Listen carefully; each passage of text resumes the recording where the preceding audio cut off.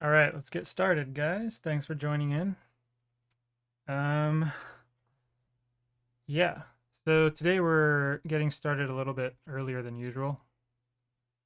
At the request of J Sweats, and J Sweats has turned up with the questions, so as promised, this is good.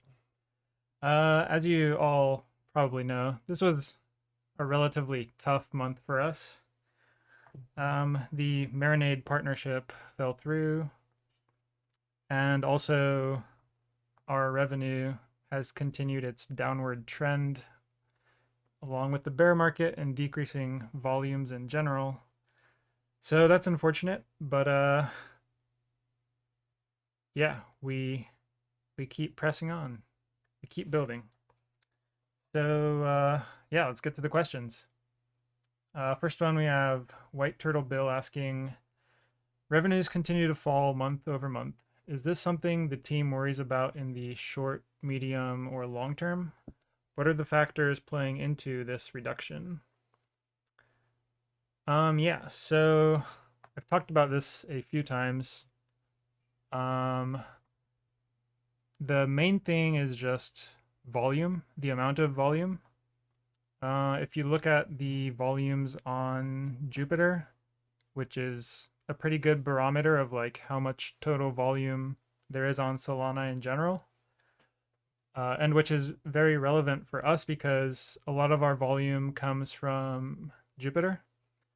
Um, Pretty much like anyone doing, other than the volume we get from arbitrage, which is actually like quite a lot. I forgot, like it might have been 40%. I'm not sure.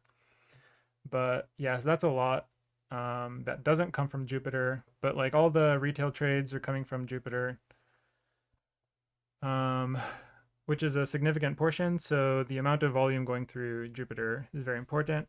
And yeah, so if you look at the volumes on Jupiter, those have been going down month over month. I think starting from May. Yeah, it's just a continual downward trend starting from May. Which is unfortunate, but yeah. I mean I think it's basically, I guess it started with the UST collapse. After that, yields started to compress, so people, especially like the DeFi crowd, started to have less interest and in DeFi. Um, when there's less yields, people are trading less in general. So yeah, I think that's the main factor. Um, like in terms of how much liquidity do we have relative to competitors, or how much volume are we getting relative to competitors? I think we're doing fine in that on that front. Like there's like not much change in terms of that. So yeah, I think volume is the main factor. Let's see. Oh, and then I guess another part of our revenue, one was the Marinade tokens, which are ending today or tomorrow or something. Although we never counted those as part of the dollar figure that we announce each month. But the Lido token rewards, we did include that in our dollar figures for each month. And those rewards were pretty large. And then Lido, they halved them one month. And then the next month, they just decided to stop them altogether. So that also contributed to a decrease. That was pretty unfortunate. Um, let's see, was there any other factors contributing to the reduction? Not that I can think of at the moment. So is this something the team worries about in the short, medium, or long term? In the short term, well, I guess the way to answer this is like in my view, I think this is a short term thing. Like, really, the question is more about the crypto market in general. If we return to a more bullish market, then volumes are going to increase again. And so the question is like, will that ever return? And I believe it will. Um, like in particular, like blockchain technology is definitely not going anywhere. It's here to stay. I am very confident in that. And then you can also ask, well, is Solana going to be successful? And I think there is a very high probability that it will be. Um, it's doing well even in this bear market. I'm not talking about token price, not talking about the SOL price, but like interest in building on Solana. I think that is a much more important metric for determining how it's going to do during the next cycle, assuming there is a next cycle. And yeah, there's a lot of developer activity on Solana. There's things like Helium coming over to Solana. Um, there's a lot of like protocol level upgrades that have been really valuable for Solana, like the local fee markets and switching to Quick from UDP to Quick. And then you have Firedancer. So they're gonna another independent entity that's not the Solana Foundation is building a validator. I think, did I get that right? Yeah. And then you have Jito. They just came out with their MEV sharing validator client.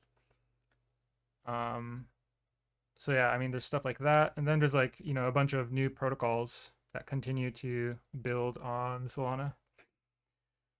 Um, there's plenty of investment in the space. Like everything looks good to me. Like the only thing that's lacking, I guess, is like excitement and increasing prices. But yeah, I think those things eventually follow when useful technology is getting built, and that's what's happening right now. So, like medium to long term, I'm quite confident that volumes will return to Solana, and when they do, we'll be there to capture it. Time frame, like I have no clue really, but yeah, so it's kind of unfortunate in the short term, but yeah, I guess on the bright side, we're not doing any liquidity mining just to like survive the bear or whatever. So like in the meantime, we're still profitable. We're making money, just not as much as we'd like to. So yeah, that's basically my perspective on it right now. And then second part of their question, is there anything that the community can do to help the team? More threads or content? Yeah, so spreading the word about Lifinity is always appreciated. So always a yes to that. Like word of mouth is always the most valuable form of marketing. Um, in contrast to, you know, like paying to like get featured on some news site or have an influencer show you or make a video or whatever. Like those things have their place too. But yeah, you just can't beat word of mouth. So that is always appreciated. Um, let's see. Is there anything we need help on?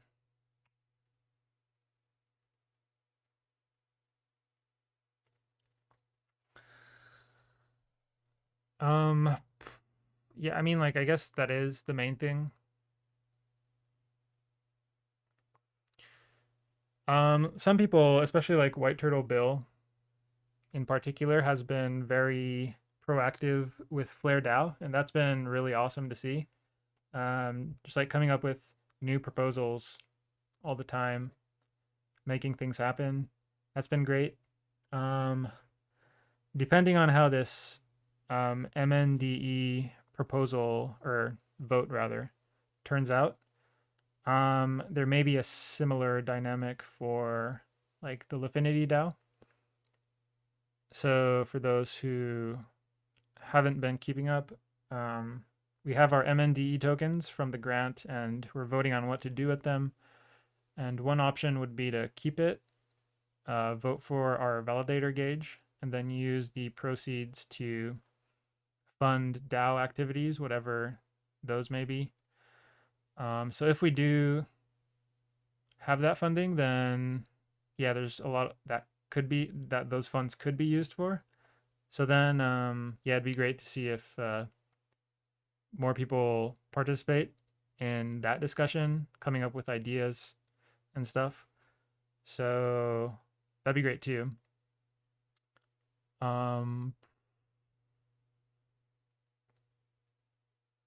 Yeah, that's all that comes to mind at the moment, but yeah, appreciate you for asking.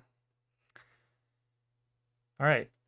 Next question we have Autocatalytic asks, what are the implications of impermanent loss for a Flare/Sol pool when the Flare DAO owns all the pool assets? Two scenarios. One, Sol price in USD goes up and Flare price in Sol doesn't change. And two, ideal scenario where both sides increase or decrease in proportion. Also, suggest extending voting deadline. Oh yeah, I've addressed that in a reply. Yeah, okay. So what are the implications for the impermanent loss? So it's basically just like any other pool, like on our decks, for example. But yeah, to give the two scenarios for impermanent loss, one is the price of flares decreases. In that scenario, we're going to be using the SOL that we put in the pool to buy the flares, or rather, people will be selling their flares into our pool so that we end up buying those flares. In that case, you could say that we were buying flares at too high a price, or at a higher price on average than their current price in any case. So there's that. And then the other side is if flares increase in price, then in that case, people will be buying flares from our pool. And then you could say that we have sold flares at too cheap a price. Yeah, so I mean, that's the basic idea of impermanent loss. In my mind, oh, and then, the goal of providing liquidity is that the trading fees that we gain from providing the liquidity would be greater than the impermanent loss incurred. Also, the liquidity mining rewards on Tensor, where we're currently providing liquidity. So yeah, we'll evaluate that later once some time has passed, as voted on in the proposal for that liquidity provision. But yeah, so in my mind, it's not like a huge deal, even if we have some impermanent loss. So for example, if the price of flares goes down, then we've basically like bought the dip. And like at a relatively like not at like a super expensive price, because the starting point of our liquidity provision was what was it, 9 or 10 SOL, and then the intrinsic value of flares is like 5.5 SOL or something. So there's like not a huge amount of room for impermanent loss on the downside. Whereas on the upside, like in theory, there is no upper limit to the price of flares. It can go to 1,000. Not that I think it will, but just saying, like in theory, it could go as high as it wants. So in that sense, the impermanent loss is unbounded, but yeah, I don't really expect it to, like rocket up. And supposing that even if it does, I still don't think that's a huge deal because, like, suppose the price of flares went to like 50 Sol, hypothetically. Then, like, are people going to be complaining about the impermanent loss that we incurred on our flares? Like, realistically, they're not. They're going to be rejoicing that we're at this like all-time high, right? Um, and then, if it increased to a more moderate price, like, you know, 15 Sol or something, then just like the downside, it's not a huge amount of impermanent loss. So it's again like not a huge deal. Yeah, so that's kind of how I see it. Let's see. So yeah, then you start talking about the Sol price in USD. And I don't think that's relevant because flares are priced in Sol, and the pool is composed of flares and Sol. So there's like there's no USD in that equation. So it doesn't really matter if the Sol price goes up. If you're like I understand if like you mean this is like for your own accounting, like you're keeping track of, okay, my entry price for flares in USD was X dollars, and then you're gonna like try to see how the USD price of Sol, the change in the USD price of Sol. Excuse me, I need to take a sip. My throat is dying.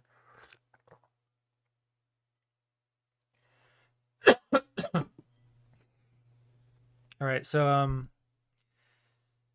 yeah, so if you're like doing it for your own accounting and you're keeping track of like the the price of Sol in USD, then it makes sense, but it's not going to affect impermanent loss because of the way the pool is denominated. It's just flares and Sol, no USD there. Yeah, I hope that's clear. All right. Next, we have J Sweats. They ask, assuming the market stays the same in the short term, what is the expected result of V2? Yeah, so assuming the volumes stay relatively where they are right now, how will things change with V2? They will change basically precisely as we described in the article. So it's unlikely to increase volume much, if at all, because that's not what V2 is designed to do. And more generally, like the amount of volume that we're able to capture is limited mainly by how much volume there is on Solana to begin with. Like we can't just magically increase volume on our DEX. To do that, we'd basically have to get the extra volume from other exchanges. And mainly the way to do that is to increase liquidity or increase concentration. But the reason we're not doing those things is because that would increase our or decrease our market making profit. So on net, like it wouldn't be worth it. The decrease in market making profit would outstrip any increase in volume. Else, we would have already adjusted the concentration or liquidity or the trading fee. So yeah, V2 will not increase volume, unfortunately. What it will do is it'll improve market making profit. That's one of the main things it's trying to accomplish, and you can read more about that in the article where we announce it. Um, but what market making profit? Are you trolling about how our market making profits have declined for many of our pools, especially compared back to the good old days, especially like January, February, doing really well. Yeah, so actually we talk about this in the article too, but compared to back in those days, there's just so much more MEV, or I should just call it arbitrage now. Um, and possibly, yeah, basically arbitrage. And like we've noticed that there are people who are arbitraging our price with centralized exchanges, which is like precisely what we're trying to avoid, right? Um, but it turns out the Pyth price isn't a perfect solution because the people providing the data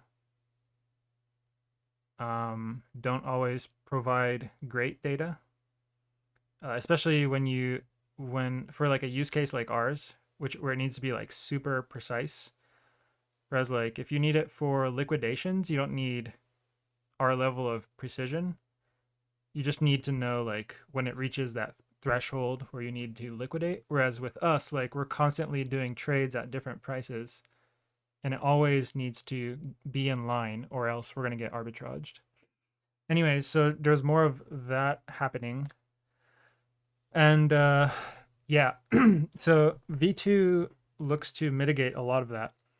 The main mechanism of like holding a constant or fixed amount of the volatile asset in the pool, except for the relatively rare occurrence of a rebalancing, relative to what we're doing right now, which we're constantly rebalancing on like every trade basically.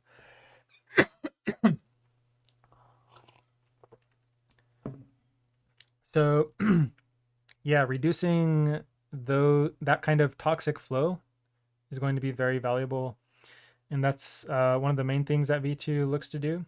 And there's also additional mechanisms that we haven't really talked about that reduce it further, like additional safeguards, basically, that make those types of arbitrage trades not possible or much, much more difficult. Yeah. Um, for those of you who have been reading the announcements, you know that we've made the decision to not talk about every single little detail of what we implement. So, yeah, that's kind of what I'm referring to when I say we're doing extra things that we haven't talked about in the article. Yeah, we talked about that in an announcement a month or so ago. Maybe actually, maybe it was longer ago, but yeah. So, anyways, we're doing additional things as well in the background. Um, yeah. So all those things put together will increase market making profit, which is going to be great. Waiting for it. It's going to be big when it comes back. Like spending time with girlfriend, Sai. You have a girlfriend?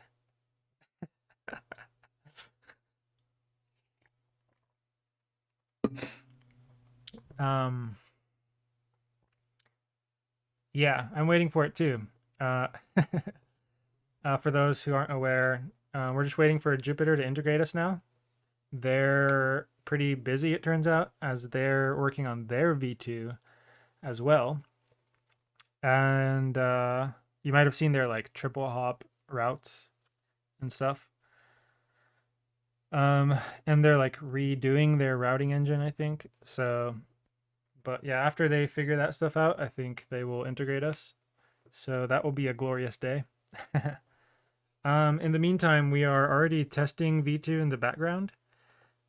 In particular, we have a Sol USDC pool with, if I remember correctly, 200K of liquidity. And then we have we're in touch with a team of arbitragers, and they are arbitraging against that pool. So this test can be, yeah, actually we if you remember from our article, we mentioned like doing this ourselves, except that it was like really hard to capture the arbitrage trades because it's a very competitive space and like other people were capturing it before us. So we basically like did a virtual test where we adjust the pool as if we were able to do the arbitrage trades. Um, yeah. But anyways, now it's being done for real by these arbitragers. Um, so it's a better test because it's actually being done, and it's also kind of like a worst case scenario test, sort of. Um, like we're not getting any retail volume, any of the like organic trades that would generate a lot of trading fees. We're only getting these arbitrage trades. Um, and those can be, oh yeah, just to be clarified, because I know I was talking about arbitrage trades earlier and how that was harmful to us.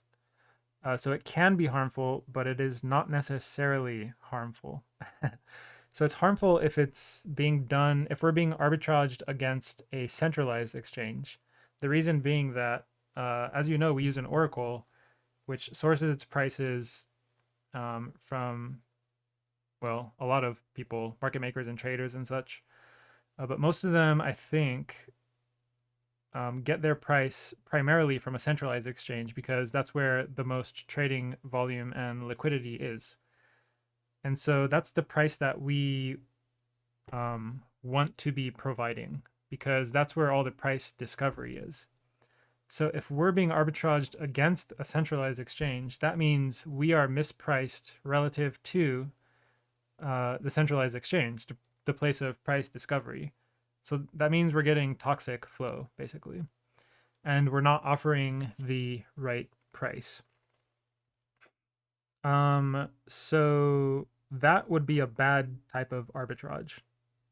We're either buying too high or selling too low. But if we're being arbitraged against a decentralized exchange, this is good arbitrage because we're just buying or selling at the market price. So, like, no harm done either way. Like, we're okay with either one because it's the market price. But the decentralized exchange is either buying too high or selling too low. So it's basically, it's a way for us to generate more volume without buying high or selling low. So that's the good arbitrage, which is what I've been talking about. Just wanted to make sure because I just realized I might have introduced some confusion. Anyways, so the V2 pool, it's being tested by these arbitragers. They're arbitraging against decentralized exchanges. And that's been going well. We've been like tuning the parameters for the pool because it's different than V1. So yeah, the parameters are not going to be the same. So it's been good to do that. And that's been going well. And yeah, eventually we'll add more pools and then wait for the integration and bada bing, bada boom. Anyways, let's see. What was the question I was answering? Yeah, what is the expected result of V2?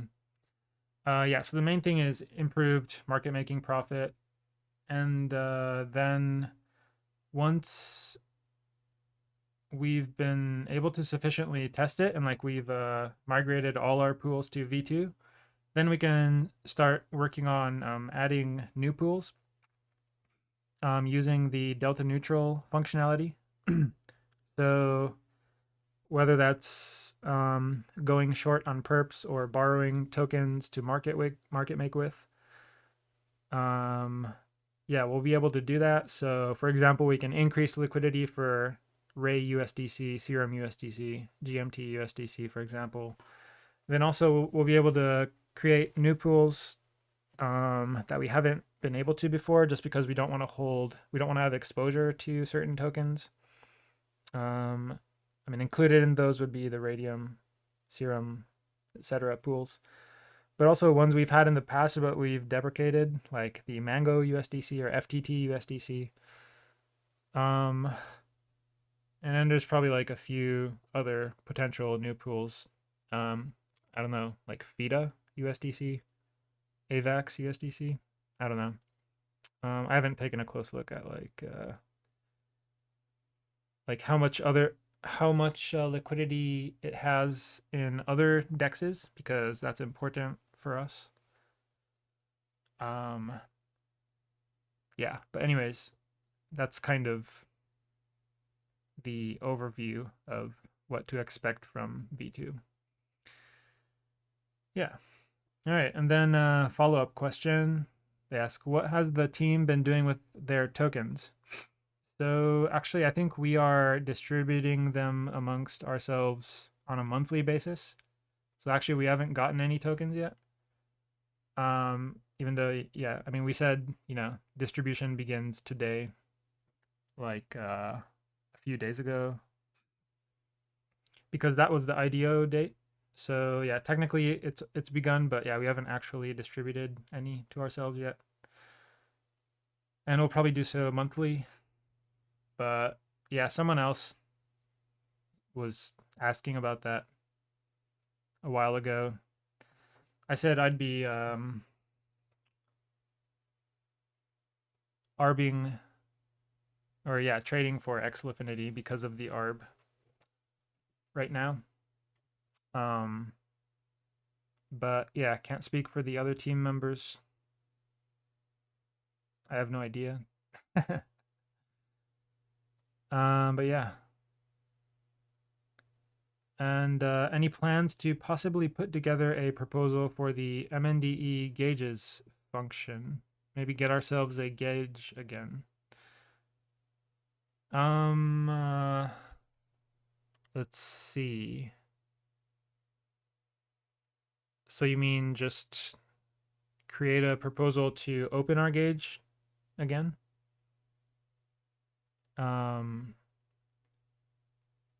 If we were gonna do that, we'd need to change something about our pool first.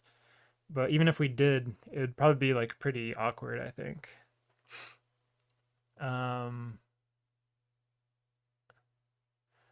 They say like help the team with a solution to the current shitty setup. Yeah, I mean, so I did make one suggestion, like one possible idea was just to distribute MNDE proportionally to any usage of MSOL in any DeFi protocol. So basically that would mean, whether you hold MSOL or are using it somewhere, doesn't really matter. Like every MSOL gets a fixed MNDE yield. And I mean, I feel like that would solve at least one problem, which is like no one seems to like the way the gauges works, right? And no one likes that the more MNDE you have, the more MNDE you get in your gauges, because you just vote for yourself. I mean, that's like the purpose of the gauges. Like that's the way it's designed, right?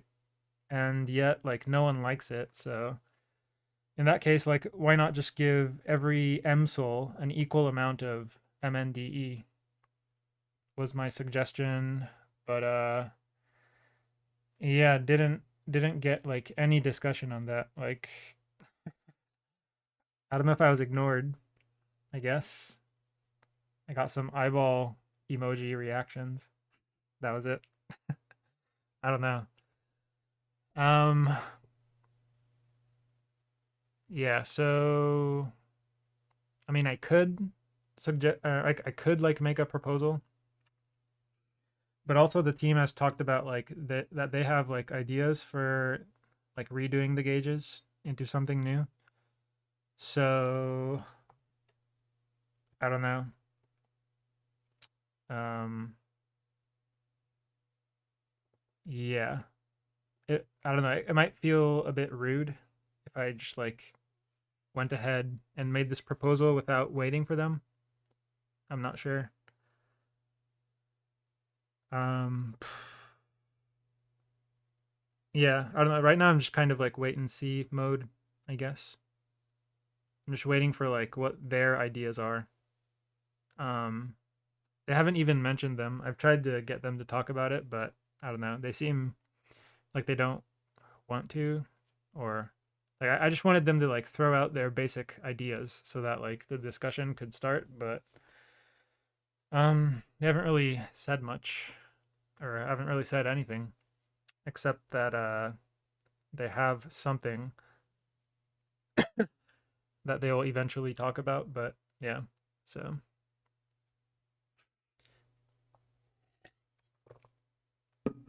um yeah, Henry says Lifinity.io seems to be on MetaMask's phishing list. I get an error message when I want to access it because I have MetaMask as an extension. Am I the only one? Yeah, you're not the only one. This has been like a long-standing problem. I forgot the details because I haven't thought about this in a really long time, actually. It doesn't come up too often, but if I remember correctly, there's like nothing we can do about it. I have no idea how the hell we ended up on their phishing list. That is so weird. Like, you can't even use MetaMask on our site. How did this happen? Maybe some some maybe some competing protocol reported us. um yeah. So actually, yeah, I'll ask Luffy about that again. But as far as I can remember, there was nothing we could do about it. Yeah, I mean, thankfully, I haven't heard like people bring it up in a while. So yeah, and like I have MetaMask installed, but it doesn't give me that error. So I don't know why some people get it and some people don't. It's weird.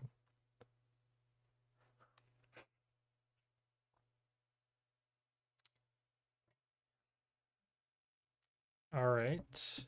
Let's see. See, we got some people on Twitter Spaces too. What's up, Cryptic? Good to see you. If you guys have any questions, you can raise your hand. I can bring you on stage. Because it looks like we are out of questions on the Discord, at least.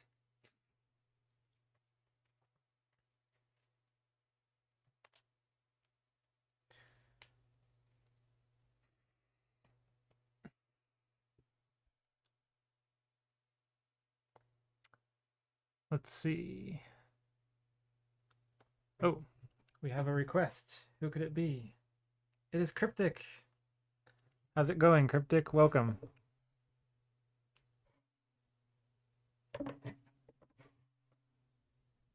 Hello, hello.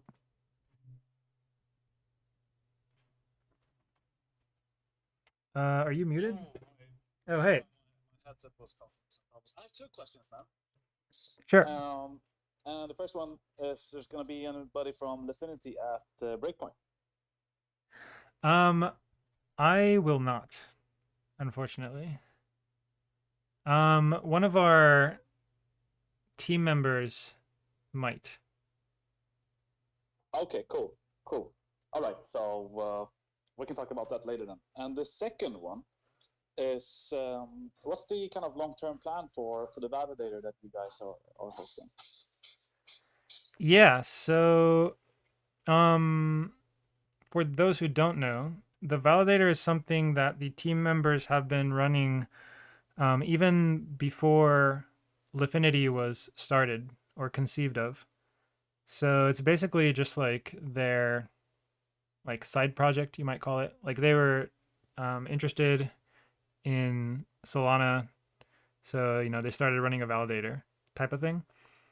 And then we only used it for Lifinity when we got the Marinade grant and started using the MNDE tokens to vote for the validator gauge, and all the rewards from that were then used to buy MNDE tokens. So yeah, just compounding the stack, and yeah. So right now, we're doing a vote for what to do with our MNDE tokens. I believe the validator will keep running regardless of the outcome of that vote.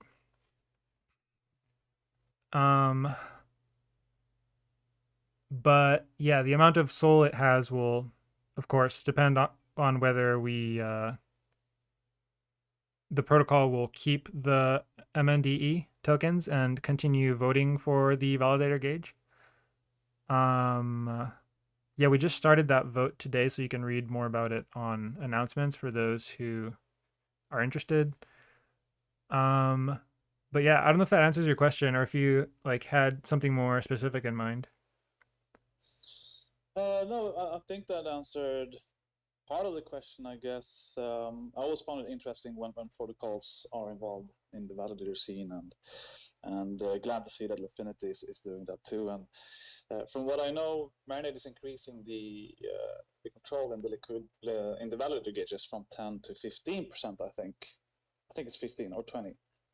Yeah. So that means that the Marinade token would be able to move more staked SOL to a validator than previously, obviously. So I was just curious, if there was any thoughts related to that, perhaps specifically. Yeah, we definitely mentioned that in the vote, that yeah, the amount of SOL controlled by MNDE validator gauges is first increasing to 15%, where it's at right now, and then if everything looks good, it'll be increased to 20% in a few weeks, I think. So yeah, that obviously increases the value of MNDE. And yeah. Cool.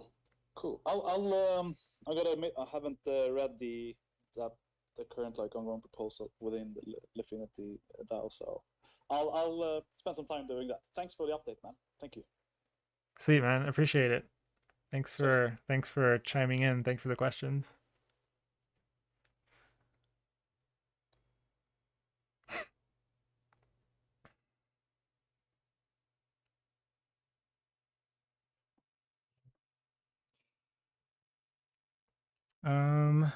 Let's see.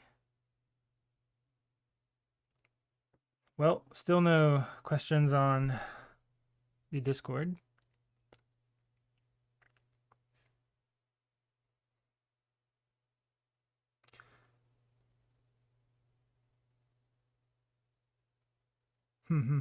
Well,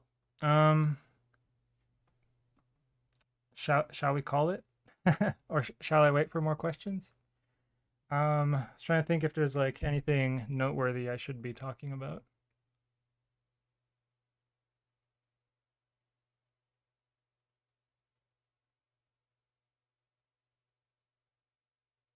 Oh yeah. Can I drop some alpha? I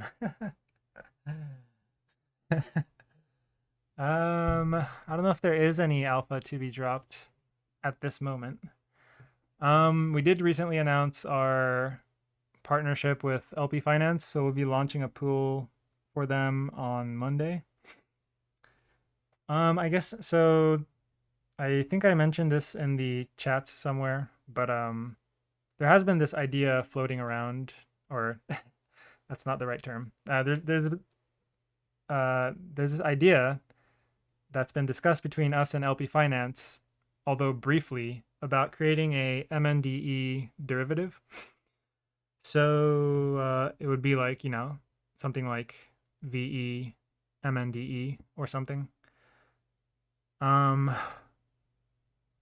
like this is very early stages, no concrete details, blah blah blah. But I'm thinking it would be something like what you have with convex and curve on Ethereum for those who are familiar. So basically, in this model, you would deposit your MNDE, and then it would be locked permanently by some protocol. And then in exchange for that, you get this VE MNDE. And I guess it's kind of like liquid staking, you could say. So because it's locked, the protocol does like all the voting for you. And this is like especially valuable once there's bribing, for example. So the protocol can just like optimize all the bribing for you. So like it generates all the revenue that you can with the MND and gives that back to you. But at the same time, you have the liquidity of the tokens because you have VE MNDE. Contingent, of course, upon whatever liquidity that token has. There'd probably be like a VE MNDE market, kind of like Lifinity X Lifinity. Yeah. So I mean, like I haven't thought about this like super deeply, and how it would work is probably like very dependent on how Marinade continues to develop and like whatever functionality it will have. But yeah, there's an idea. um hmm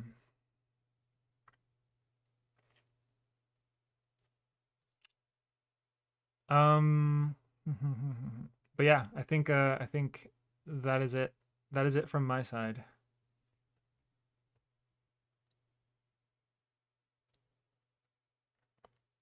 So unless someone has something else, anyone have a question?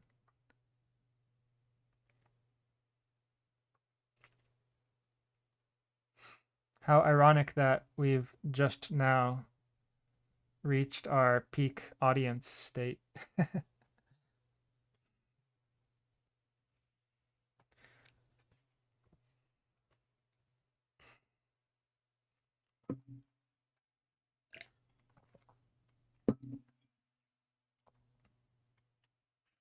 And that's probably your bad, J Sweats.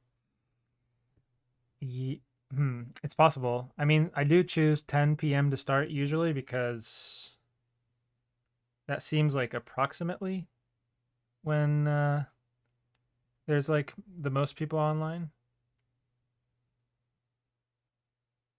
But it doesn't work for you. Yeah, I understand. This is why I switched it. It's good to switch it up sometimes. But yeah, I probably should revert to 10 p.m. here on after. Or if I'm gonna switch it up, maybe like switch it up more significantly, like I've done it like 8 hours ago sometimes, and that has a like totally different audience or live audience, anyways. Different group of people who are online at that time. So yeah, it's good to switch it up. um, what did you miss? The honey badger? You missed everything. All the best alpha. No, I kid.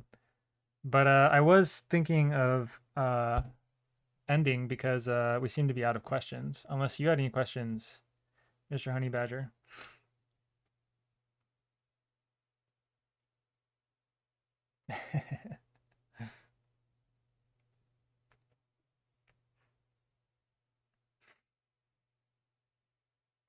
When? When indeed.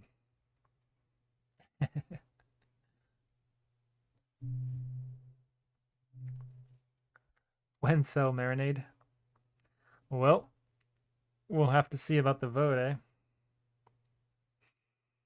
I genuinely have no idea how it's going to turn out.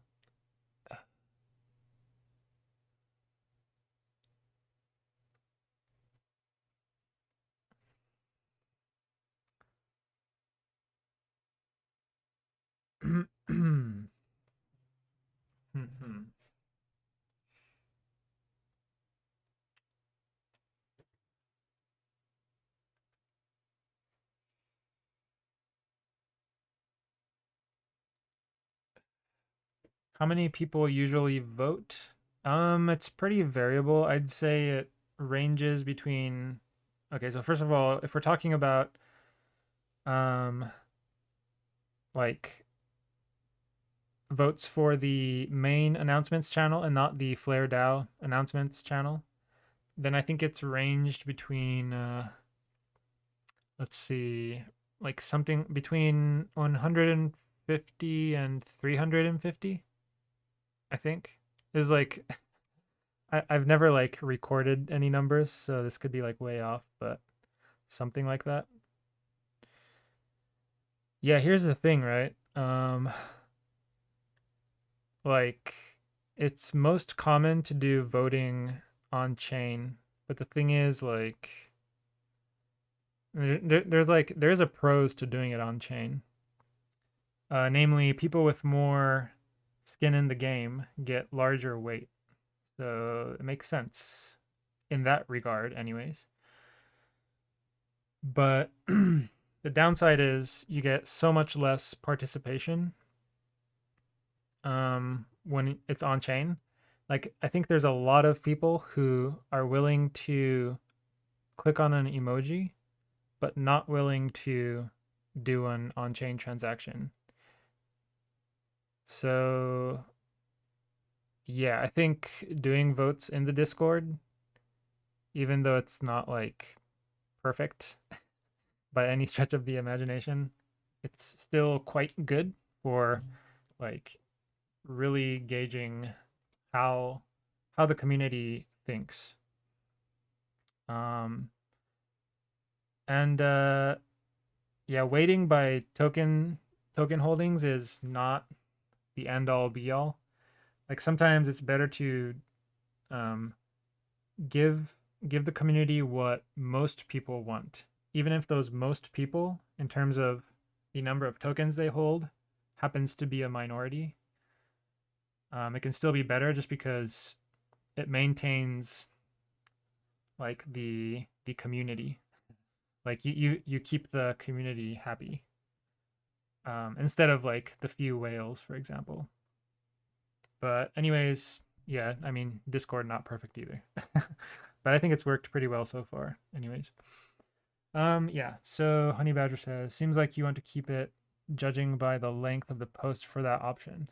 Oh yeah, obviously, obviously I am opinionated in that post. um, but also the third option does have the most nuance, which is also why it's the longest. Um, but yeah, in my mind, it does make the most sense to keep it for all the reasons I listed there. But yeah. Nami Salami says, yeah, very true. But is it not possible to have like rules where you can associate rules to having higher weight? Yeah, that's probably possible. So right now we're integrated with Matrica, and I think they do support that, or maybe, or they definitely have different rules.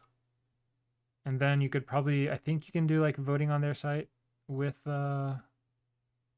weights. But the problem is they only support NFTs right now. They don't support tokens. So yeah, we wouldn't be able to do like VE Lifinity voting, unfortunately. Yeah. Who gives the rules? Yeah, I think what they meant was like rules according to how many tokens you have or whatever. Um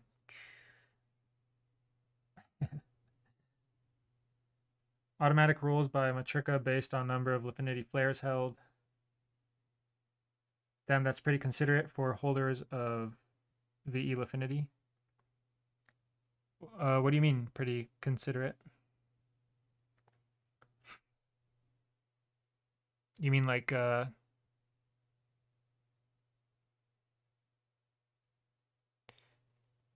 are they able to vote without a flare? So no, if you're voting on flare things, the people who can vote are limited to people with a flare role. So yeah, for flare DAO stuff, it's fully limited by like you need to have the flare role, so you need to have a flare. But for the Lifinity DAO, like the current vote on what to do with the MNDE, it's not rule restricted. So yeah. And that's like part of why it's not perfect, right? But I also expect like, the people voting are basically the people who care. So I'm not like super concerned about like that being co-opted in some way.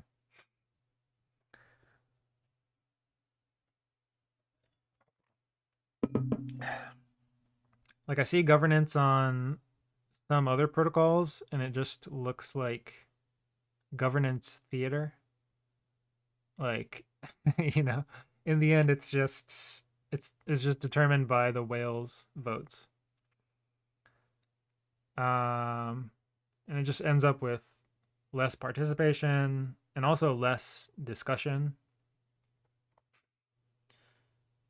And yeah, so I think the way we're doing it right now works quite well.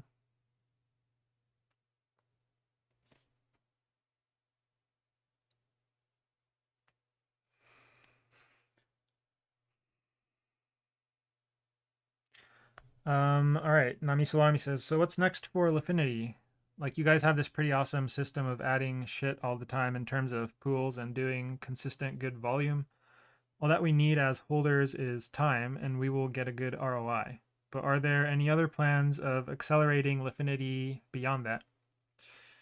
So there are. One is going cross chain. So one thing we're thinking about is we're in touch with Nitro, which is I forgot the exact term they use, but basically what they allow you to do is you can use your uh, your code on Solana as it is and just port it over to Cosmos, or in this case, Sui in particular. Sui is like a blockchain that's being built on Cosmos. Actually, I'm not entirely sure if that's like perfectly accurate. If it's on Cosmos or how do you say? It's it's using the Cosmos SDK. It's I forget the exact, but anyways, like it works like Cosmos, so it'll be like interoperable with all the other Cosmos chains, if that's the right term. But yeah, so we would be able to use our code as is, like no changes need to be made by using this Nitro thing. So this is like, in like the previous bull run, there was a bunch of like EVM compatible chains where you could just use your Ethereum code as it was on another chain, just deploy it over on this other chain, and it works exactly the same. It's going to be similar to that, I think. So that's one thing. They're not live yet. And then another one is one team approached us about building Lifinity on Aptos. Aptos is another chain, also like kind of similar to Sui in terms of like speed and performance, like many similarities to Solana. but not on Cosmos. This is just like another L1. um, yeah, so that's another option. Yeah, who doesn't know Aptos after the past week? Yeah, yeah, there was they had a rough week, I guess. um, yeah, so those are two options, and it's like let's see. Well, Aptos just launched, so that is something we can start to think about. Another thing we need to deploy on another chain is we need a good oracle, ideally Pyth. Um, and I think they announced that they're going to be publishing on Aptos at least. I forgot about Sui, but yeah. So if we have that, that would be a good first step. And then another thing is we probably want there to be other dexes because we get good arbitrage volume from other dexes. So it would be good for there to be other dexes.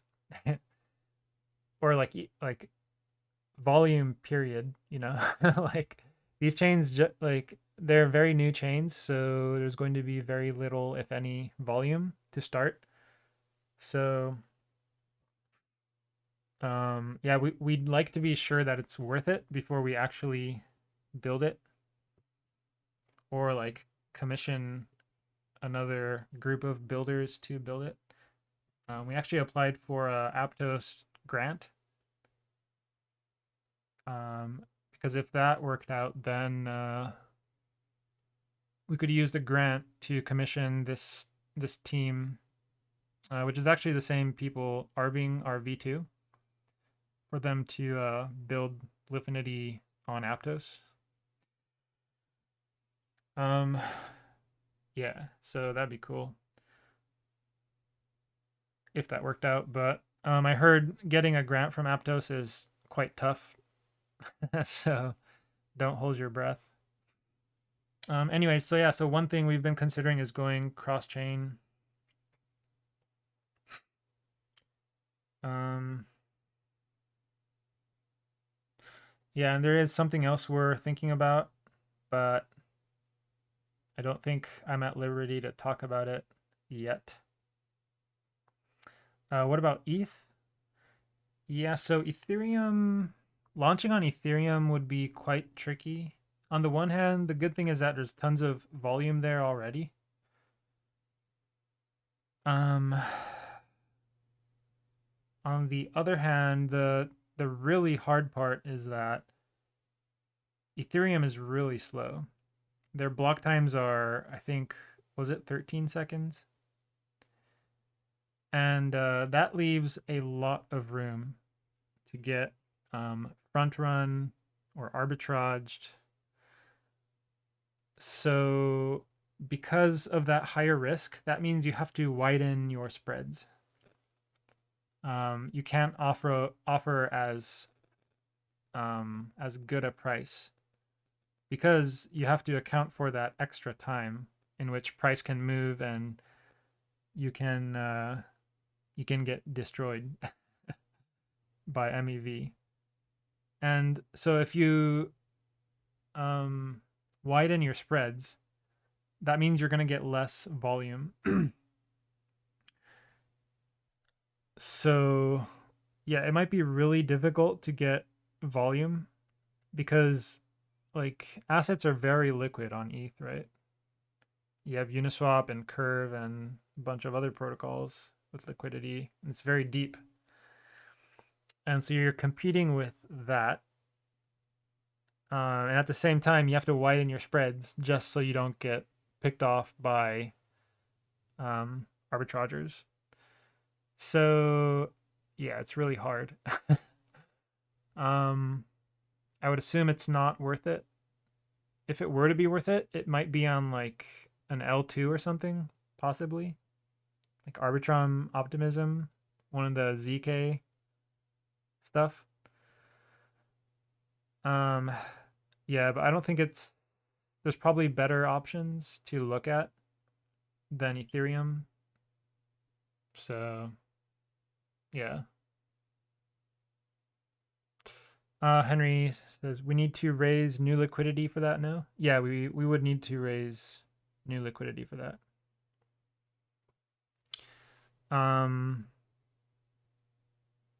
Yeah, and so yeah, it's a good thing we have a large treasury of Lifinity tokens to do that with.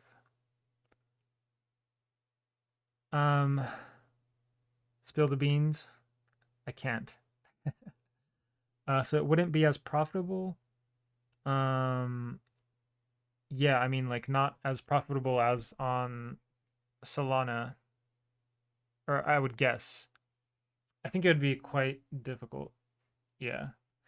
Would Polygon be better? Yeah, Polygon would be better. So yeah, like Polygon, it's probably possible. Um, yeah, probably still not like my first choice. Like I think Sui and Aptos make more sense just because like they're in terms of like speed, they are similar to Solana. So it's much easier for us to reason about um like our protocol's parameters and what makes sense on those chains. But yeah, Polygon would have more liquidity at least, more volume. So there's that. I mean, Polygon is faster than Ethereum, so it's not the same. All the L2s or side chains like Polygon are faster than Ethereum, the base layer. So yeah.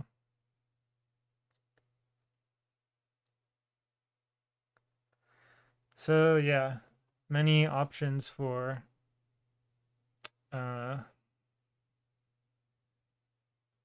deploying on other chains.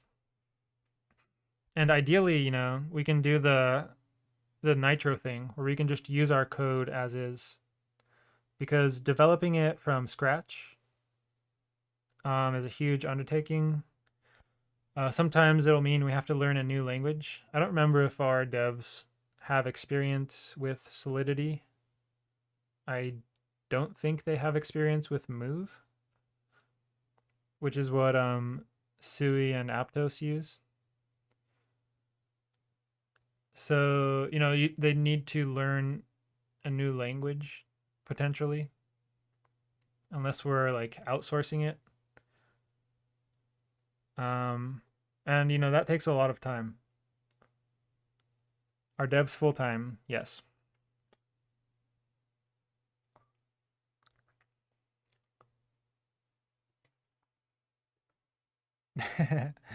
Then get those fuckers on it. I mean, there's a lot to be done, and yeah, they're working as we speak. So yeah, it's just a matter of priorities. So much to do. Even in a bear market, so much to do. But that's probably a good problem to have instead of not knowing what to do.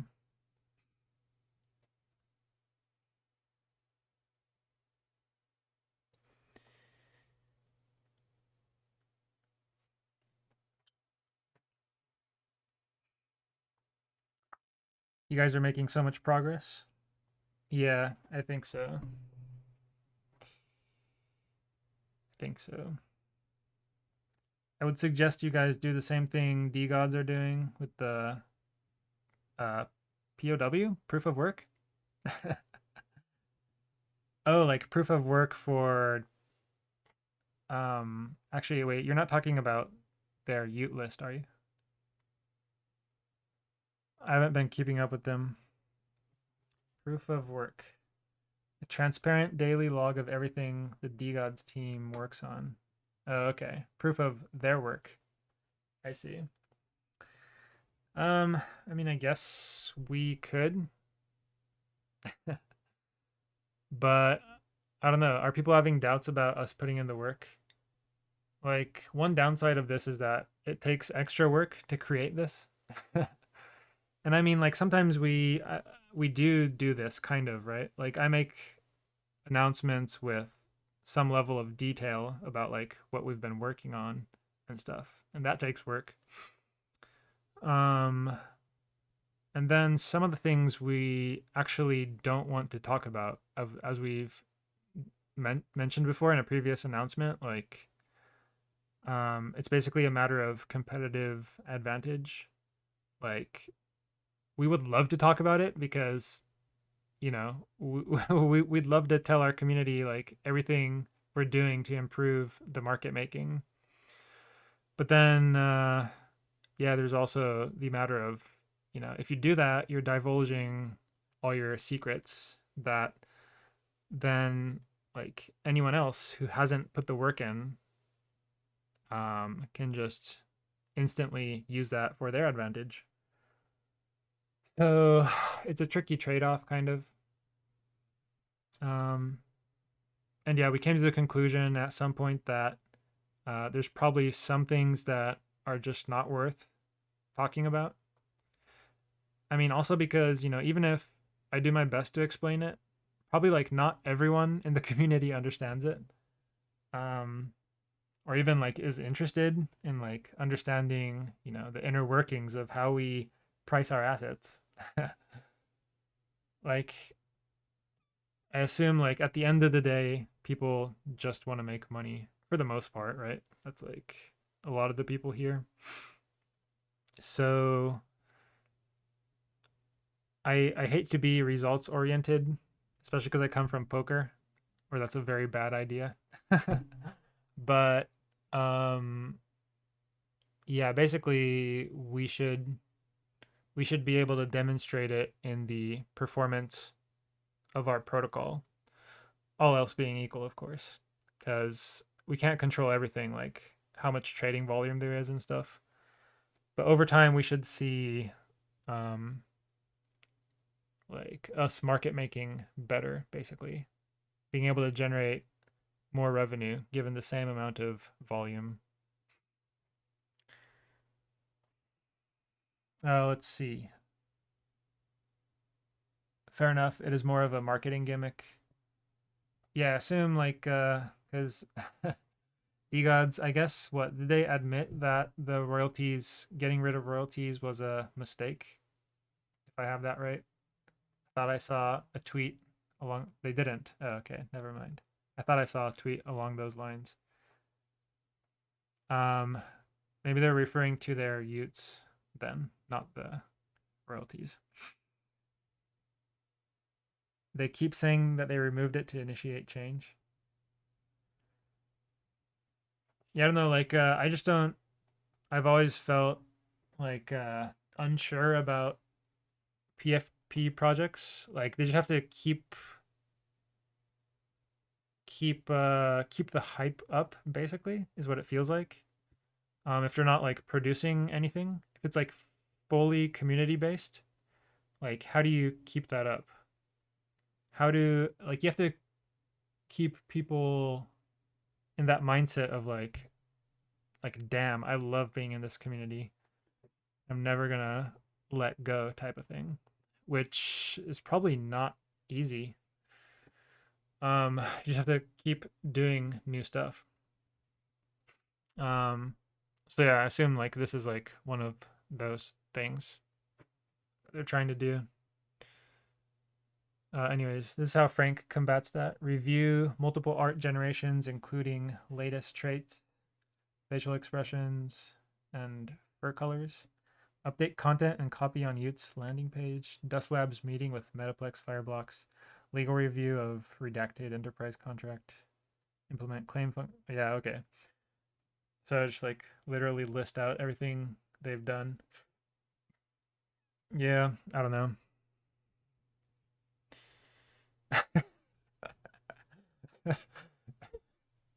Yeah, I feel like if you put this out, this is like, you know, your community is like really not sure if you're just like slow rugging, it's like proof of not slow rug, kind of what it feels like. um, I can think of one DeFi protocol that I would love to see this from. I will leave it unnamed because I don't want to get hate. But but yeah.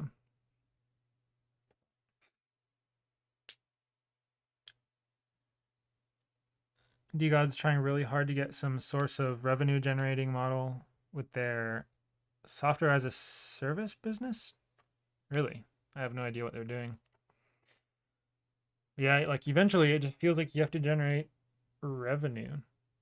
It's like it's so hard to keep the hype up forever. Um yeah, especially like when you have a limited set of PFPs, because then you can't even grow your community, you know. It's like you have, I don't know, whatever, like 10K. And then it's like if you if you're always adding new people to your community, then like you know, they are the hype kind of. They can bring the hype. It's like it's not reliant on the team. But if you have like a limited number of PFPs, then like every time someone new joins, that means someone else leaves. So it's hard, man. It's tough.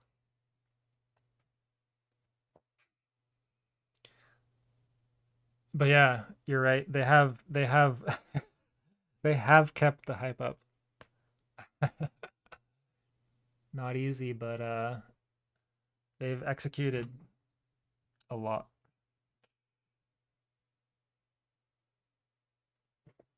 Um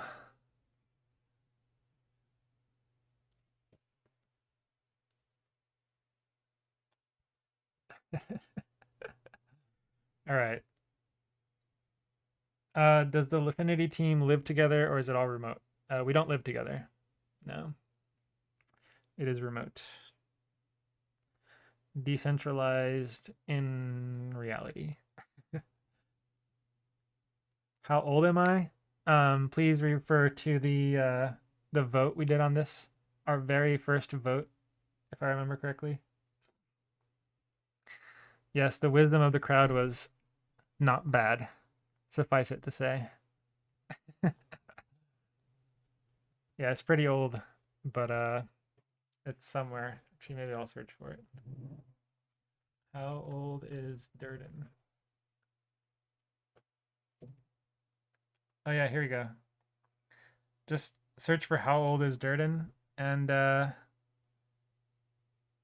yeah, you could vote for teenager, 20s, 30s, 40s, 50s, and 69.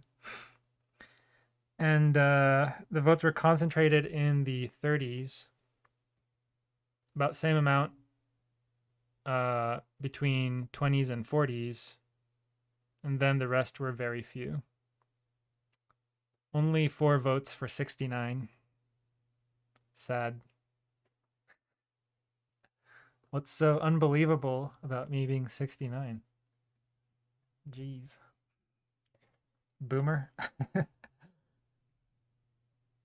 right, Epramino asks, other than Pyth support, what are the challenges and considerations before extending to other chains? For example, BSC or Aptos or Sui.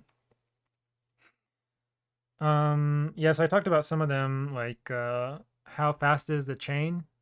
So like how frequently can we get new Oracle updates on the price? Because the longer it is, the longer or the more time there is that you can get front run or arbitraged. So that makes you widen your spreads, which means you get less volume. So basically, faster chain, safer to narrow spreads more, which means more volume. So that's one. Um, let's see. I guess another one is like the liquidity. Like if we want to do POL on other chains, then we're going to need to raise more funds. And we do have a mechanism to do that, but yeah, that will have to be done. That'll take some time. It's not gonna like happen immediately, probably, unless there's like huge demand for Lifinity. Let's see. And then the amount of time it takes to develop the programs, if you need to develop it from scratch, like Solidity or Move. Our devs might need to learn a new language from scratch. And that can also involve like having to learn about the security model of the chain itself, like how things work, because things don't all work like Solana, obviously. So yeah, could take a bunch of time to develop it as well. Yeah, those are some things. And they follow up with, and has there been any discussion among the team regarding which chain would be best for DeFi and presumably Lifinity?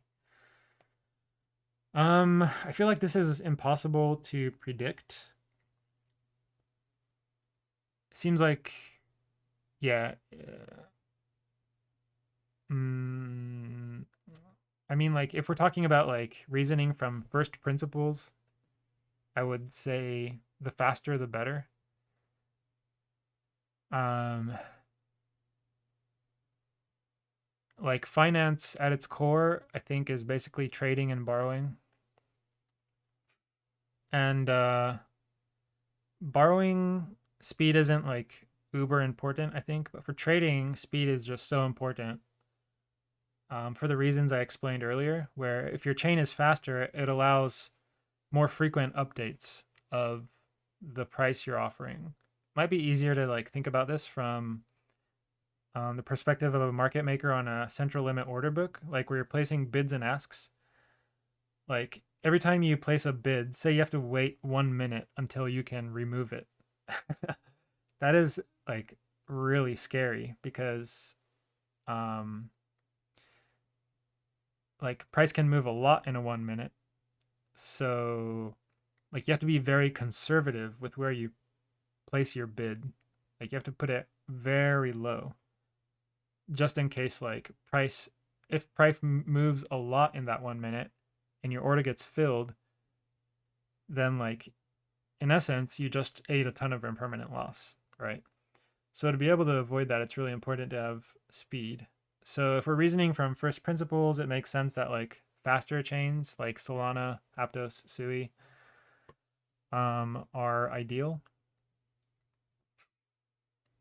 And like, you know, if you've heard Anatoly talk about like the original vision for Solana, it's a Nasdaq at, or no, it's a blockchain at Nasdaq speed. Was that it? Something like that. But basically, like, you know, his vision was basically based on like having like Nasdaq on chain. So and that's why, you know, he's built it for speed.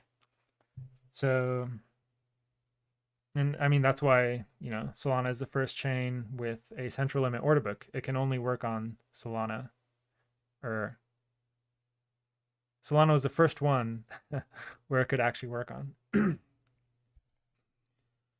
So yeah. So I think, you know, Solana is pretty ideal. It's an ideal place for Lifinity to be. And then I think it'll also work pretty well on Aptos and Sui if they end up working as advertised. Talking about like their TPS and yeah, mainly that. But yeah, 34-year-old Chinese farmer. Good callback. If you know, you know what he's talking about. Parable of the Chinese farmer. Great parable. Life lesson. Maybe so.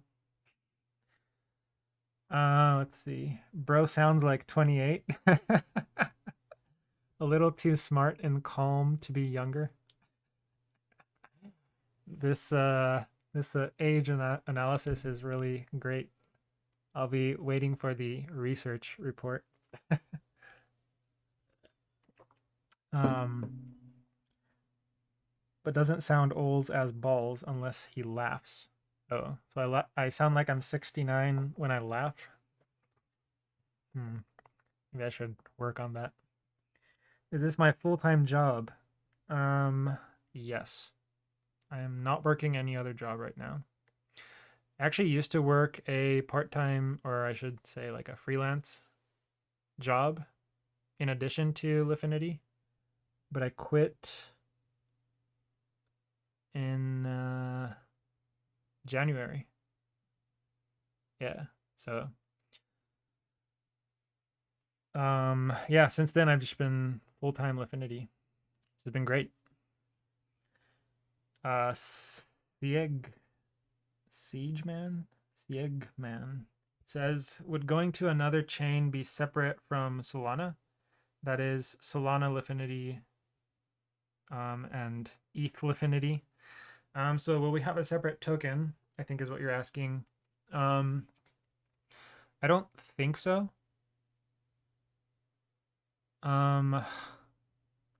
Yeah, I don't think so because that makes things a lot more tricky. Because basically, like, if we make another token, basically, you could say, so we've been funded by the people who bought Lifinity tokens in the IDO, right?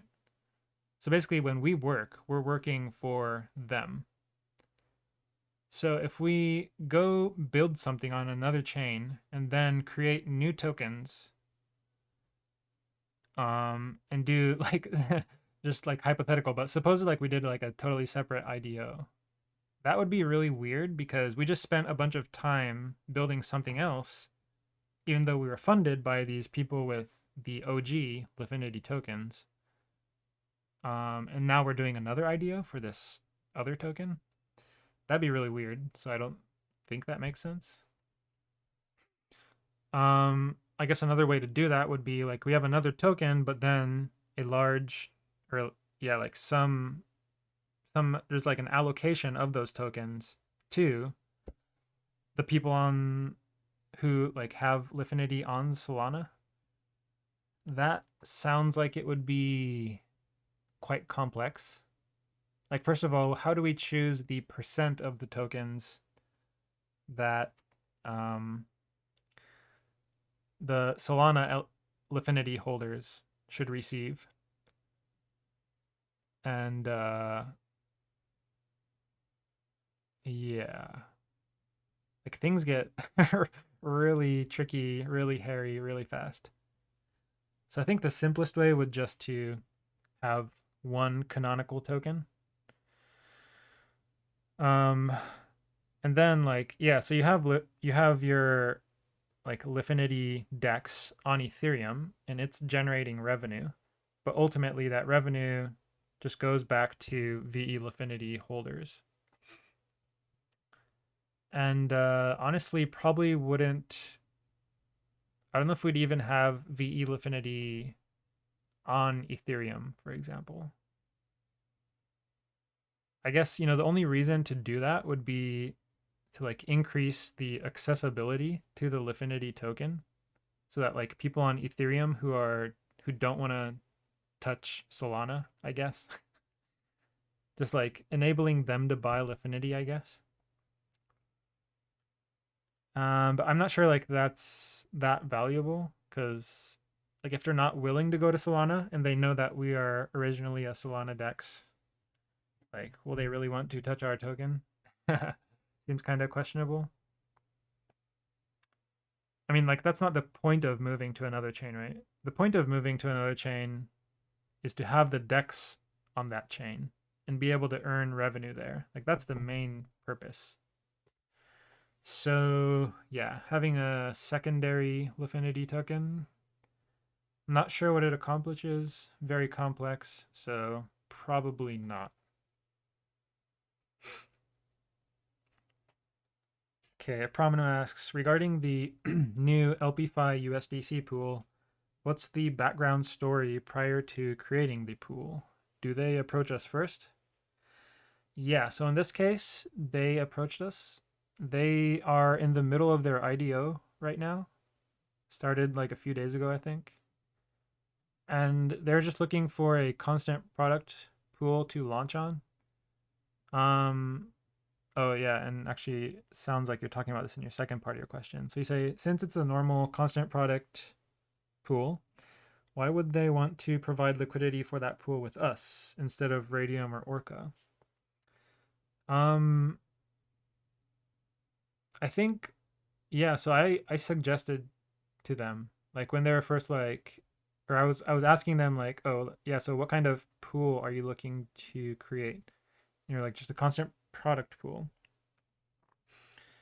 And I was like, well, you can do that permissionlessly on Raydium, and I forgot if you can do it permissionlessly on Orca, but yeah. So and so I'm not 100% sure why they chose us, but I'm kind of guessing that they like our ethos basically, like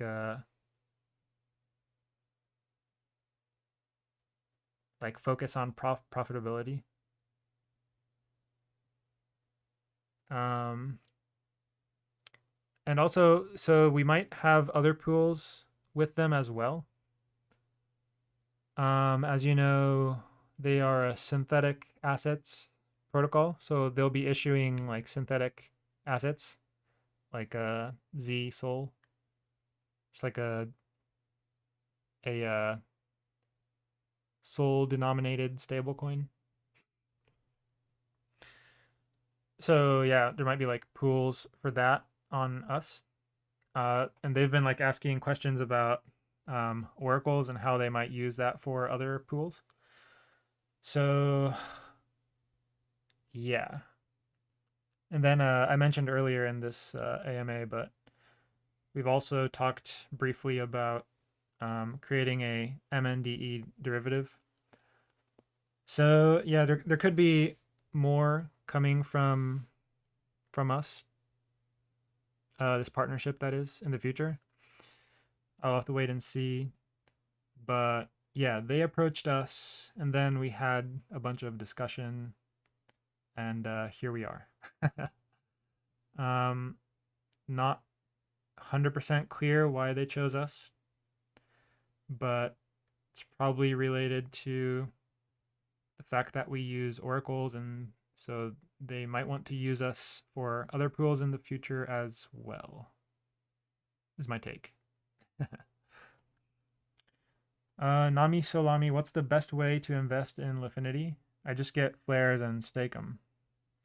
Yeah, that's a fine way to invest. The other way is to buy tokens. So we have the Lifinity token. Um, the main, so there's like a few differences. Let me just type this command for you where it shows like a bunch of differences. Yeah. So yeah, there's flares and there's tokens. They have their unique differences. So um yeah, I guess it just depends on like your preferences basically. Not sure there is a quote best way to invest. But yeah, these are the two main ways. So yeah, I hope that helps.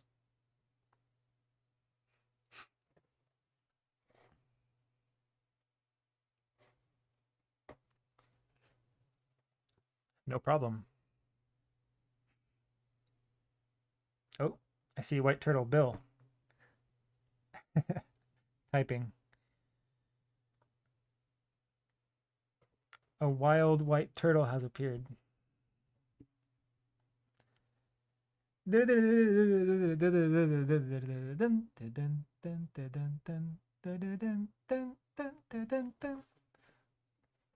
How was my Pokemon impression? Was it amazing?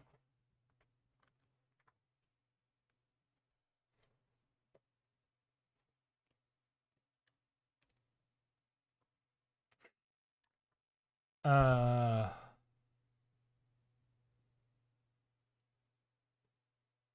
Last question I have, HM emission per day per flare. Is that a question?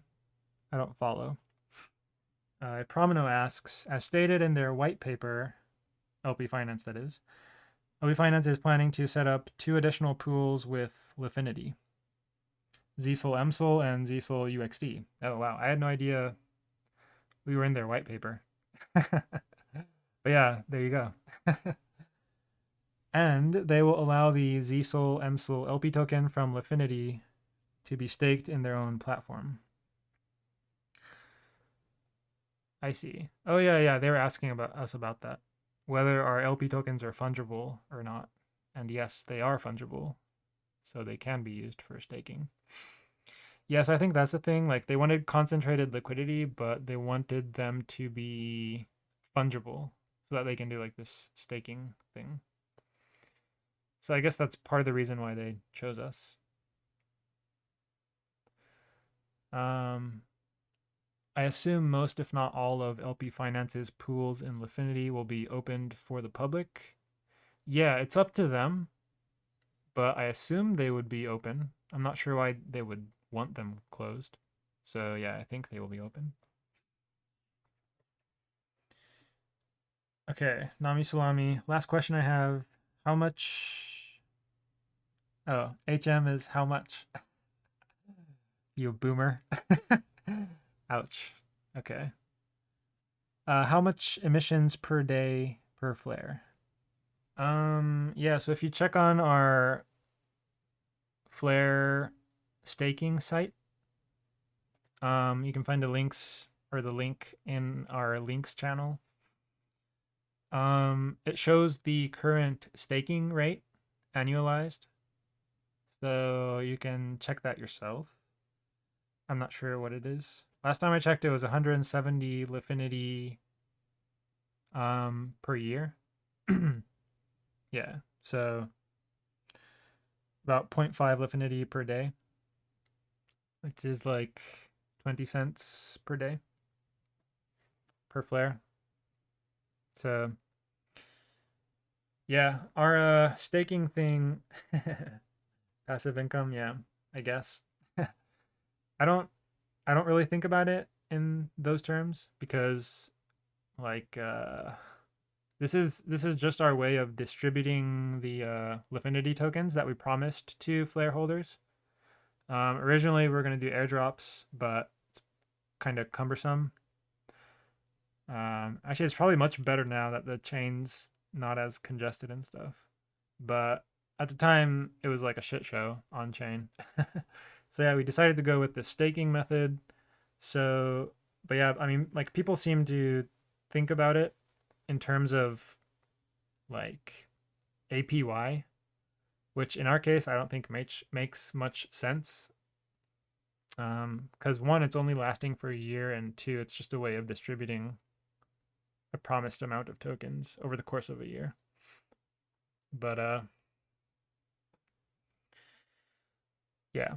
I mean, which is why like the APY, if you calculate it that way, like it's not high at all.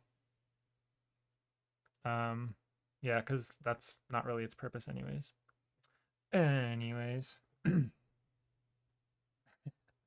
More like slow rug. J Sweats.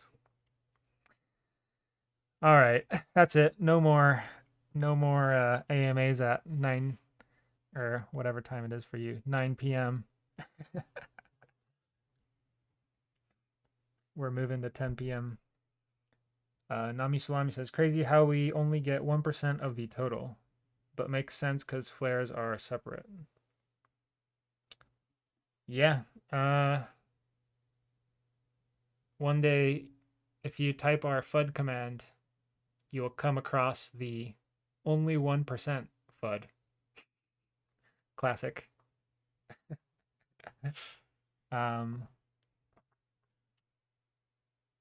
Yeah. Uh-oh. They're spamming the FUD command.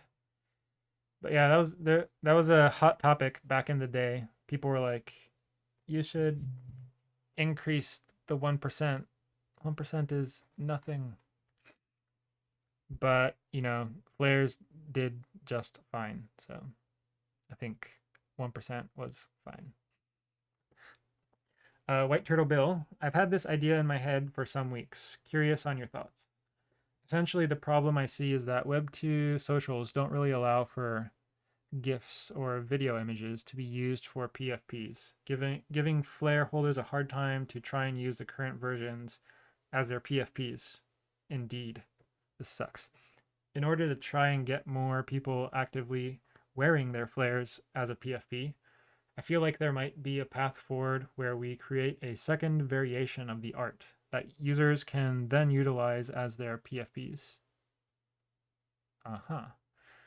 Could be done in a similar fashion to Dead Gods, where Flare DAO could charge users to upgrade. I've got lots of ideas here as to how this could work, but the ultimate goal would be to get more people involved in the project and flexing their PFPs for others to see. Does this sound interesting to me? Yeah, that makes sense, I think. That makes sense. I can picture in my mind dope derivative Flare art. Like basically turn flares into like it would I guess it would have like the aesthetic that's more similar to like these other PFPs. These like I guess it doesn't have to be. I was gonna say like with like bright colors and the like. um yeah. So yeah, one option, like you say, is pay to upgrade. Huh. So in this, so I'm not familiar with it. So like in this other project you mentioned, what was it? Yeah, Dead Gods. Like, do you know what percent of the holders paid for the upgrade? And also, like, uh, let's see. So does like the upgrade retain all the traits? It's just a different look. Is it still generated algorithmically? Because they're not like doing them. They're not doing like one of ones for each one, right?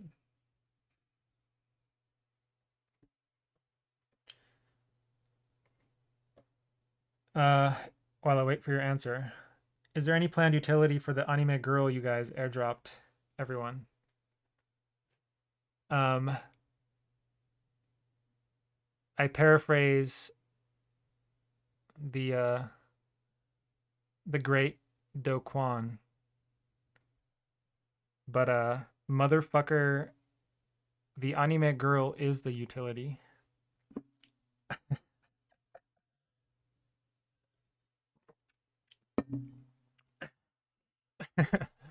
um, so no, I guess. If you mean anything other than having a waifu. I was actually really hype when we dropped that. Like people loved it. I actually did have an idea for like utility for it. But yeah, I'm not sure how realistic or I don't know if I've fully thought it through. So it hasn't come to be, at least not yet, but um yeah. Promino, has the dashboard been updated with the Lifinity allocated to the team? So this will probably be updated as we release the tokens to the team. So I don't know if you were here when I talked about it earlier, but basically we're gonna distribute on a monthly basis. So we actually haven't like released any tokens yet. But yeah, that'll be added to the dashboard. Nami Salami, yeah, retains the traits and then updates the look to the new traits. Got it. They're customizing some people's NFTs if the new traits don't go well together. Huh. Okay. So it's not algorithmic then. I'm just thinking like if it's not algorithmic, sounds like an insane amount of work. I mean, I guess it depends on like how many people pay for the upgrade, but yeah. Dead gods are the upgrade for DeGods, and you can swap between the two art images. Each trait has different upgrades. Huh. I'd have to go look into how exactly they did it, but pretty sure it was more like current trait will turn into predetermined outcomes. Okay, so it is algorithmic. It's real tricky.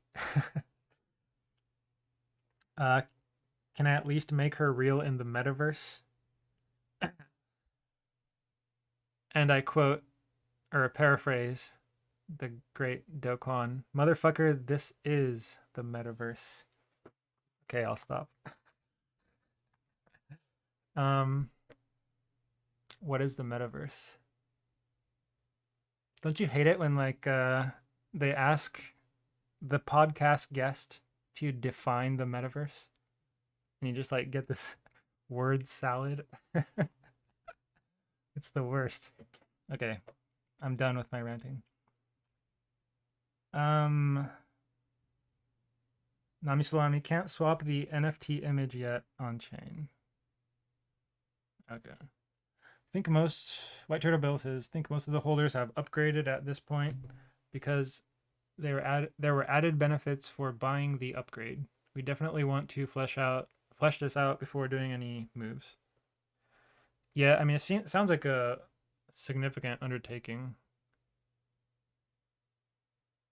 I mean definitely cool in theory and definitely feasible depending on the details. But yeah.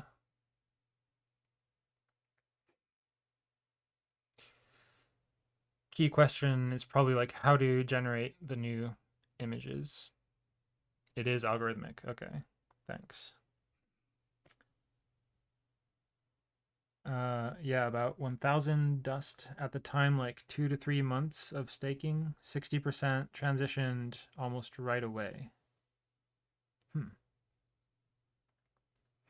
Okay, so it was like used as a way to burn dust. I see. You get 3 times the staking emissions. Okay, we can't do something like that. Probably.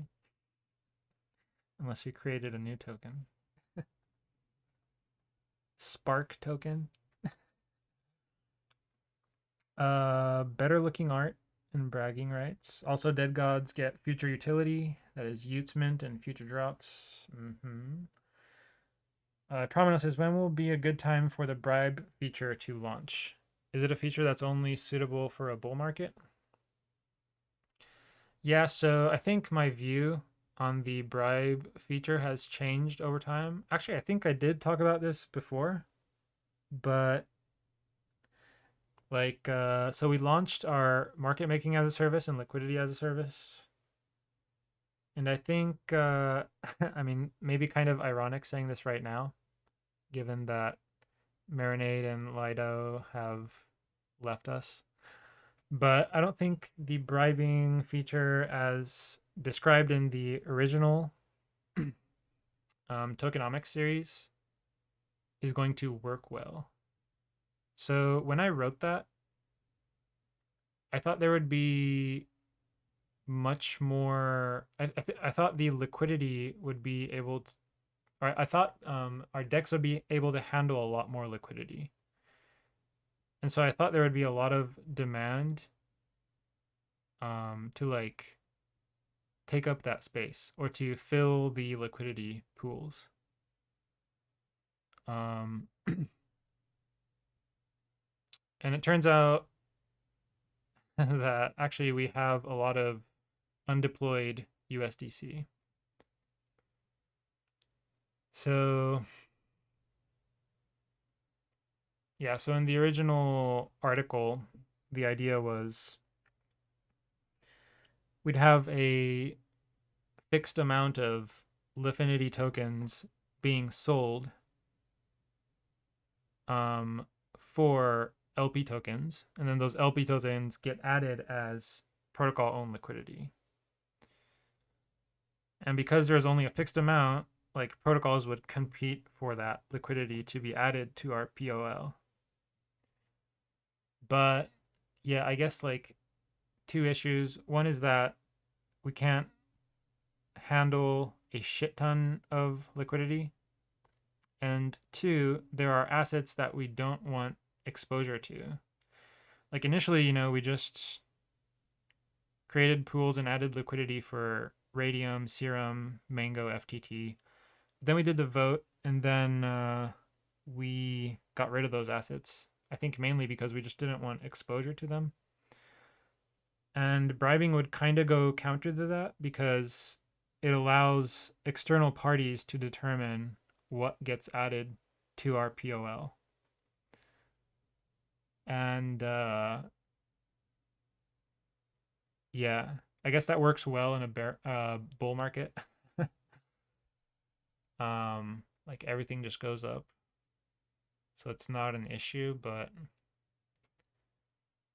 like at least in the current market environment, I guess like yeah, it's not good because we don't want exposure to certain tokens, and also other protocols are becoming much more what's the phrase, tight with their wallet. It's probably not the right phrase, but I think you know what I mean. They're much less willing to spend, and so I'm not confident that they would actually bribe for us to add liquidity to their pools.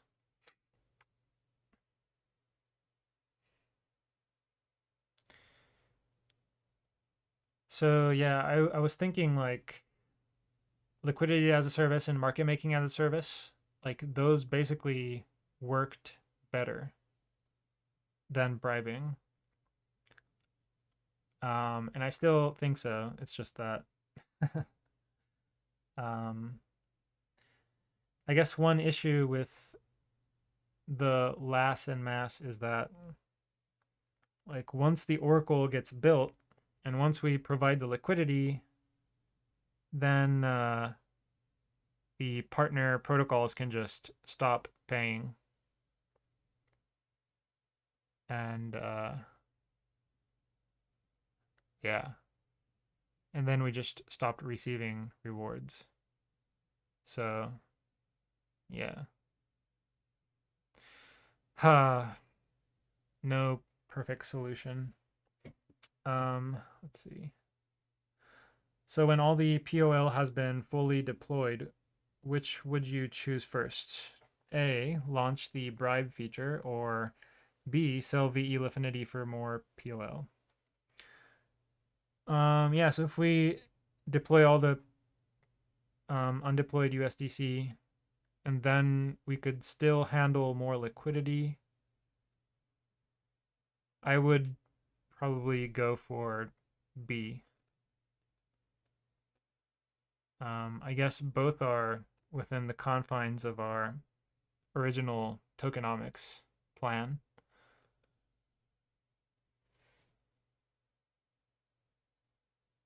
But yeah, I think the pools that we're going to want liquidity for, well, actually, I don't know. Like, so the bribing, I think it only works well if there's competition between protocols to control where our liquidity goes. But yeah, that's the thing. Like, I don't think we're going to have enough pools to be able to like create the competition. We're not going to be able to have enough pools plus have sufficiently constrained liquidity for that to happen. So that's why like instead of a competitive model like bribing, a case by case partnership model which is basically what liquidity as a service and market making as a service is. I think that works much better.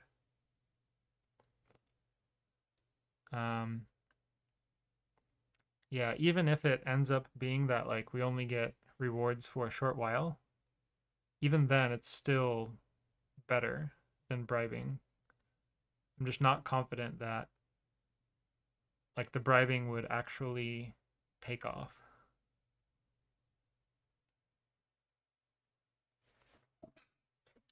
Let's see. Nami Salami says, yeah, burn as in reclaim the dust to put back in the mining pool. Sure. White Turtle Bill, yeah, certainly sounds like a big task, but could be very cool for holders. I'll start a gov thread and maybe we can see where this leads. Cool. White Turtle Bill, interesting way of thinking of this. Could pay in Lifinity and then extend Lifinity staking only to upgraded flares. Where does the Lifinity come from, though? Continuing, can you avoid this? Partners not paying by establishing a pay stream that automates this feature with other projects.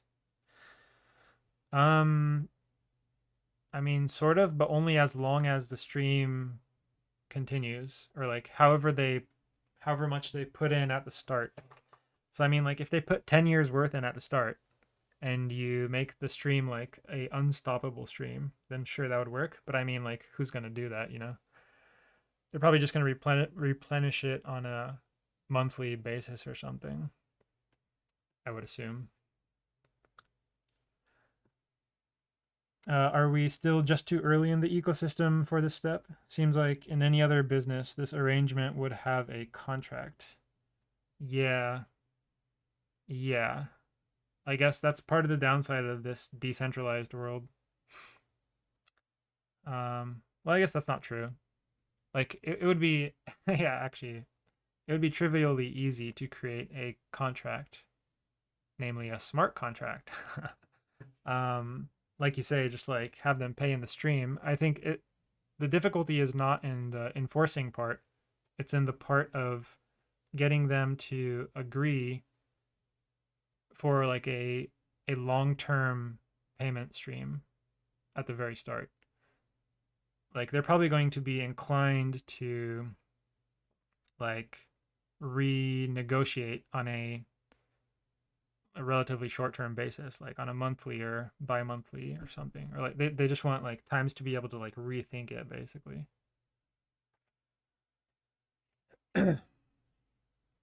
Cryptic says a take on contracts can be done with Snowflake, Streamflow, or any of the others. Best approach in my opinion. Yeah. Yeah, so the enforcement part for sure, like those protocols work great for that. Streaming is cool. It's just the getting the relevant parties to agree on the long-term part. That's the hard part. Nami Salami, agree this could definitely be a thing if the team runs out of Lifinity. But the thing is, we only have access to 1% of it, so it wouldn't make much sense.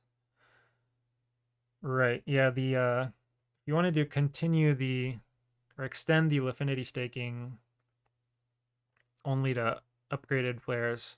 Yeah, where would the Lifinity come from? Actually, so I have thought about the idea of just creating a new token like many NFTs have. So say like we create a Spark token or a Fire token, call it whatever. And then, the question obviously becomes, okay, what utility does this token have? And there are various ideas for that. For example, you could create like some form of lottery. So like right now, Flare DAO has some revenue from holding VE Lifinity. So then like suppose we put all of that into a lottery, and then you have these tokens, and then these fire tokens, and your chances of winning a lottery are proportional to how many fire you have. So there's like two major strategies you could do. One is to just sell your tokens to other people. This way you get a fixed reward. or a small, I should say, small reward, but it's definite. You'll never get nothing. You'll at least get something. And the other strategy is to enter the lottery. So most of the time you'll get nothing, but sometimes you might get a large payout. And so there's this difference in like risk preference, I guess, where people are more risk averse will just sell their tokens, and the risk seeking people will buy those tokens at a discount to their expected value. And then there's also the question of like, what's the best timing to enter the lottery? Like, you basically want to enter lotteries when there are very few people entering them. So, like, just theory, but like, wait for everyone to use all their fire tokens, then, but you're saving yours, and then wait for the next lottery. And now you have a lot of tokens while everyone has very few. So you have a relatively higher chance of winning compared to if you had participated in the previous one. So there's also a game theory on that level too, on like the timing of using your tokens for the lottery. Anyways, that's just like one super random idea. But anyways, yeah, it could be tricky to continue the Lifinity, the staking for Lifinity rewards. But if you like switch it to another token and then give that token some other utility, then it could be continued.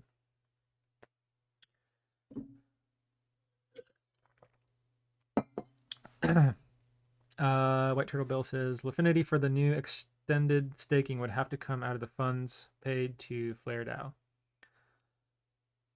I assume you mean like the VE Lifinity funds that we have. Say you charge 250 Lifinity per upgrade. I see. And then put 100 per flare into the staking pool. Yeah, that could work. But also it would be a limited time thing. And if that's the goal, then that's fine, of course. Yeah, that would be able to extend it by another year, I guess. Yeah. Utility token of our own has been on my mind as well. I think it's a super useful tool that FlareDAO has in its tool belt. Yeah. Yeah, definitely an option, and it's very flexible. Yeah, just a question of the utility because, yeah, ultimately it always does come down to that. Where does the demand for the token come from? Else it's just a endless sell fest. Down only token price.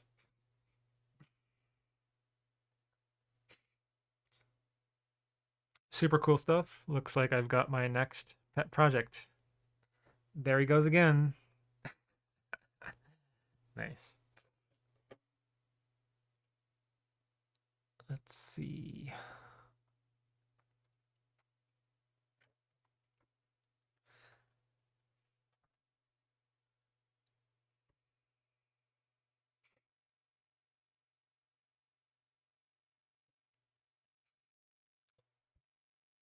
Promino's typing.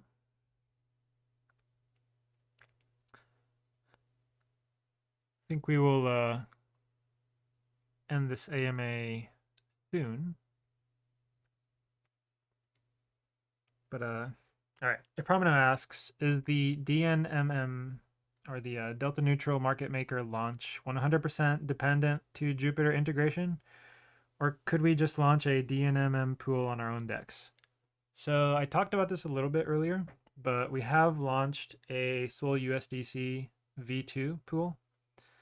I think it has about 200K of liquidity. And then we have a team of arbitragers who are arbitraging against that pool. We're basically testing it in the wild and fine tuning its parameters because it works differently than V1. So, yeah, so for people who know how to interact with Lifinity's DEX programmatically, they can access it. It's just that we don't have a front end for accessing it because our front end is a Jupyter integration. So yeah, for like retail traders to access it, we will need Jupyter. But in the meantime, we can open it up to arbitragers.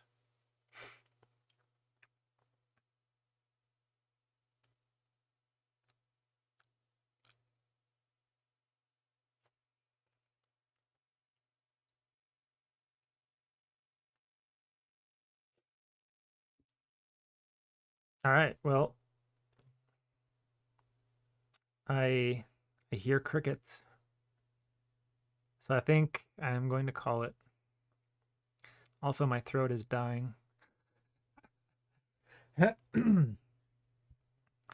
a lot of people today, which was great. And Nami Salami, I think you're new, or at least I don't think I've ever seen you type so much.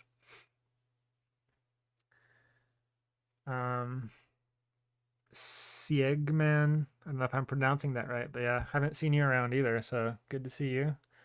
And of course, all the regulars. Yeah, thanks everyone for your questions. It's been great. And yeah, I will see you in the chats. Until next time. Peace.